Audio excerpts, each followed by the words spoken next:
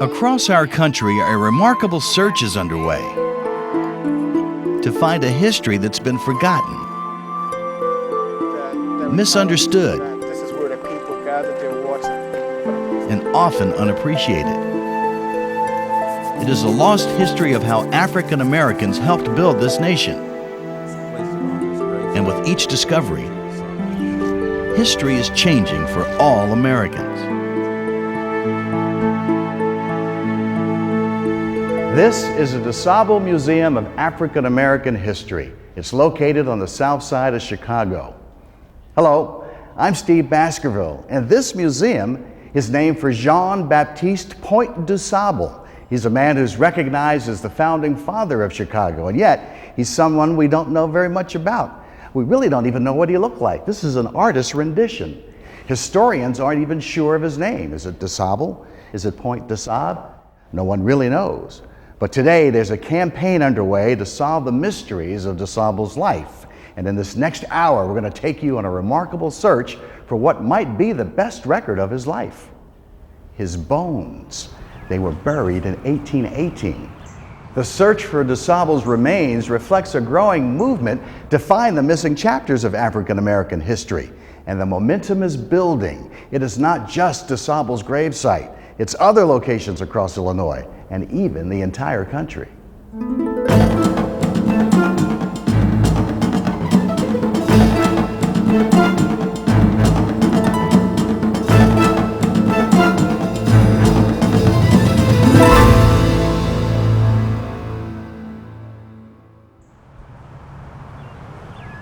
In the cemetery of St. Charles Borromeo Church in St. Charles, Missouri, a ceremony is underway that could easily be mistaken as a funeral.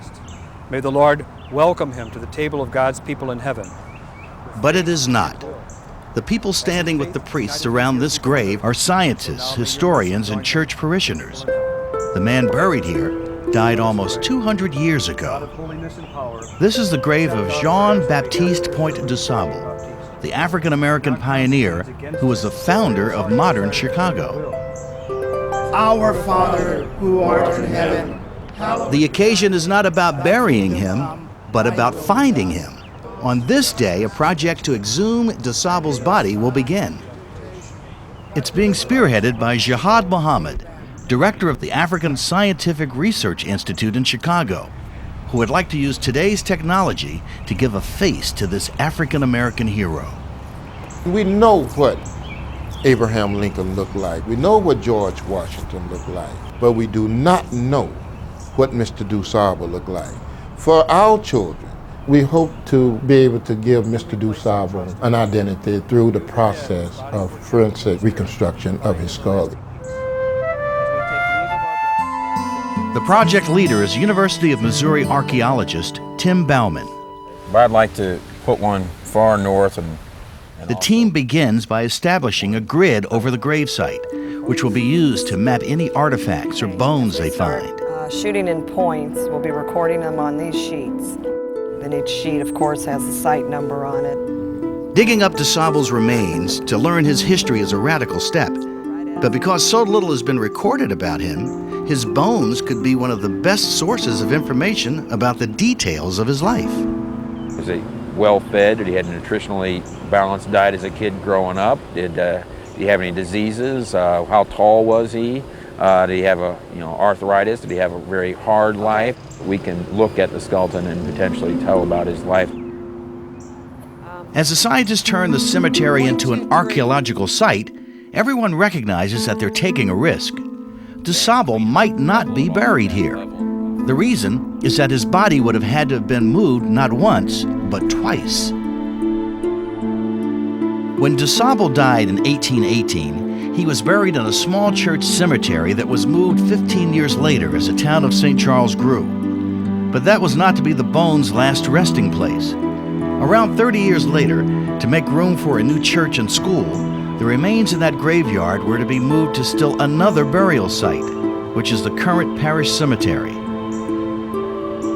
The big question is, was DuSable really moved? Two factors are key. One, did they think of him at that time as being historically significant enough to move him properly Secondly, was there any family members still around that would make sure that he was moved properly? The scientists won't know if the bones were moved until they start digging. But the mystery about where his remains are reflects how little is actually known about DuSable.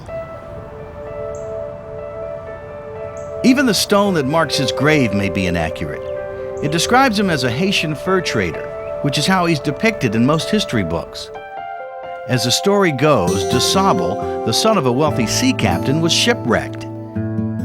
He somehow made it to New Orleans, where he was nearly captured by slave traders. Saved by Jesuit priests, DuSable made it safely to the Midwest. But the fact that he came from Haiti has never been proven. It really is a myth. There is no documentation for it. John Swinson is a retired lawyer and historian who has spent 20 years searching documents for clues about DuSable's life. He believes DuSable came from Canada. Given the fact that he was working with two known French-Canadian traders who were from Quebec, Montreal, and then Detroit, I would suspect that that's where he came from because he was in business with these people. Willie Dixon, a professor of history at Triton College, believes DuSable was born in Haiti, but he takes issue with the notion that DuSable entered America by way of New Orleans. Louisiana was slave territory, and he would be stupid to do that when he come in through Canada, which was in that part of Canada spoke French anyway, so I think that's where he came into the North American continent. It is clearly difficult to find hard facts about the details of DuSable's life, and that's exactly why these scientists have begun this search. To begin, they must move a 4,000-pound granite marker. Throw your bucket! As they make their way into this grave, the scientists are almost reaching back in time, all the way back to the 1770s and the American Revolution. DuSable was working in the fur trade then, surviving in the wilderness, doing business with the Indians. But in 1779, the battles of America's fight for independence moved to the Midwest, and DuSable got caught in the middle. Records show he was arrested and taken into custody by British officers who suspected him of supporting the American rebels. The men that were in this army group, they knew Jean Baptiste. They dealt with him, they traded with him, they knew him as a friend, and so they basically said to the commander of this British unit, Lieutenant Bennett, well, you've got the wrong man. He's not a rebel, he's one of us, he's a loyal British subject. And where is the loyal subject buried today? Well, the scientists are uncertain.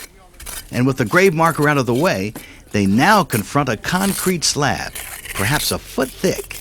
When we lift this off, it's real possible we may be right on top of the remains with a very minimal amount of digging. I hope so for your sake. And yours. So we can have it sitting out. To make an educated guess about whether or not DuSable's bones are actually beneath the concrete, the team has brought in some sophisticated equipment. Okay, I'll just hook this right in. Click on DuSable. A ground-penetrating radar system is being used by Tom Keener, the ground supervisor for Catholic cemeteries in St. Louis.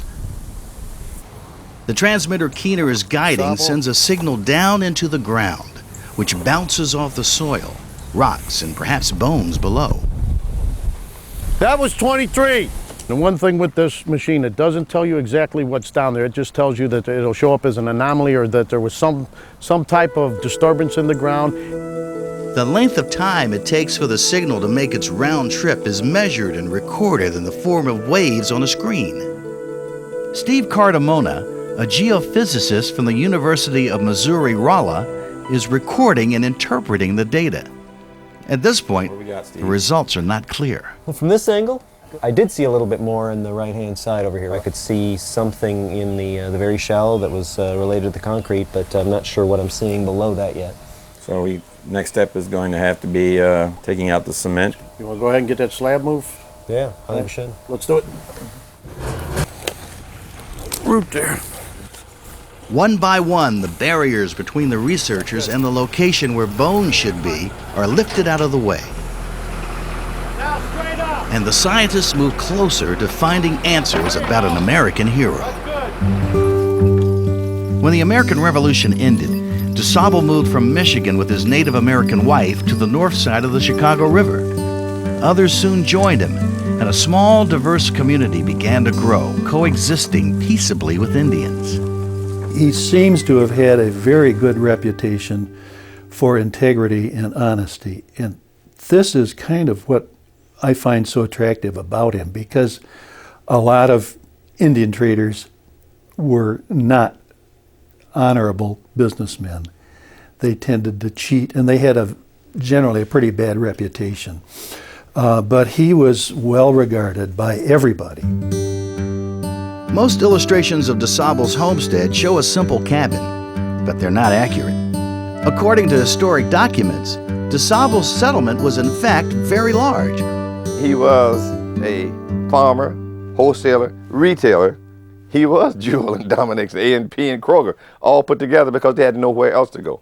And he made it so convenient that they didn't want to go anywhere else. From DuSable's trading post, over many years, an enormous city grew. Today, 3 million people live in Chicago. People who have followed in the footsteps of DuSable. And while he has a high school and a museum named in his honor, there are many here who believe he has not been given proper recognition for his role in starting the city.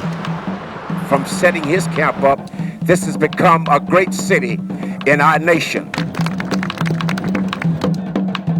Today, a group called Friends of DuSable is holding a ceremony at the location where DuSable's trading post once stood. Great vision was yours, Jean Baptiste. You, mothered by Africa and fathered by France, the site you chose as the best place has become indeed the best place for many teeming millions of every race and color. One purpose of the event is to make young people aware of DuSable's achievements. Many kids said for years in Chicago, I want to be like Mike. One day, some of those children are going to say, I want to be like DuSable. I want to be a leader.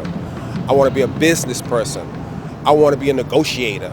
I want to be a good husband or a good family man. I want to be a peacemaker. The team in search of DuSable's bones also hopes to bring attention to his accomplishments. And although they're searching for one individual, they're part of a much larger effort to understand and to correct American history by discovering the real role African Americans played in creating this country. As they dig here, other historians and archaeologists are at work at other sites, finding new evidence on the contributions of African Americans. Coming up on In Search of DuSable, a story about free Black Americans that is changing conventional understanding of how America was built.